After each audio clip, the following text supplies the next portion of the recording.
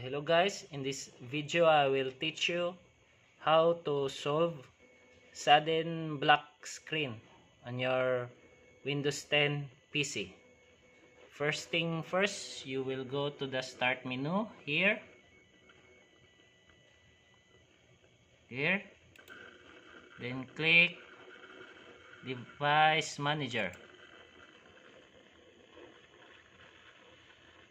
and then in the device manager, go to monitors, this one, then click generic PNP monitor,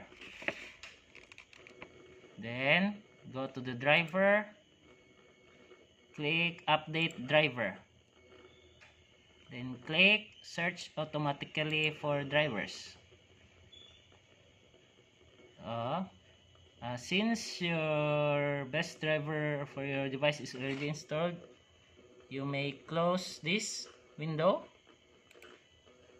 close, then click here, type power, then choose edit power plan, then choose change advanced power setting, and then go to, then choose PCI Express, then click link state power management. The setting must be off, choose off, apply, and then choose OK. So that's it. After that, you should restart your PC.